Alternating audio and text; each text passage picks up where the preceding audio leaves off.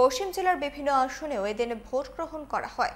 বিশেষ করে পুরাতন আগরতলা ব্লক, ডুকলি ব্লক এলাকায় ভোটে প্রতিদ্বন্দ্বিতা দেখা গেছে। ভোটের দিন অবশ্য বিরোধী নেতা কর্মীদের দেখা যায়নি বললেই চলে।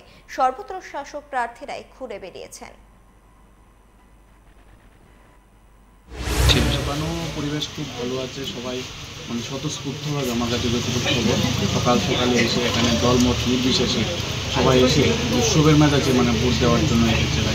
উন্নয়নের স্বার্থে এবং শান্তি সম্প্রীতি যেটা আছে সেটার স্বার্থে আমি আহ্বান রাখব সমস্ত গণদেবতাদের কাছে, তারাও যেন নিজ নিজ বাড়ি থেকে বেরিয়ে এসে গণতান্ত্রিক অধিকার প্রয়োগ করে এবং একটা শক্তিশালী দেশ, শক্তিশালী রাজ্য এবং শক্তিশালী যে গ্রামীণ সরকার, আমাদের পঞ্চায়েত সমিতি এবং জেলা পরিষদ গঠনে যাতে তারা এগিয়ে আসে।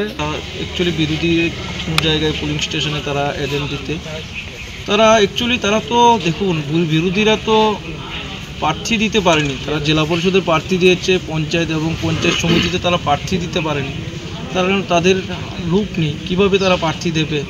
তাই আজকে এজেন্টও তারা কীভাবে দেবে? বিরোধীদের দেখা যাচ্ছে না, বিরোধীরা না আসলে আমরা কী করব?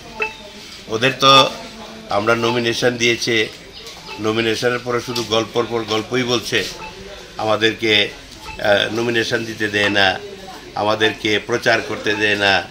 আজকে ভোট চলছে, আপনারা জিজ্ঞেস করুন, পাড়ায় অন্যান্য জায়গায় যান, কোনো ভোটারকে কোনো রকম বাধা নেই। প্রত্যেকটা ভোটার আসছে, তাদের নিজেদের অধিকার তারা প্রয়োগ করে যাচ্ছে, ভোট দিচ্ছে, কিন্তু গল্প বলবে যে আমাদের ভোট দিতে দেয় না, প্রচার করতে দেয় না, নমিনেশন দিতে দেয় না।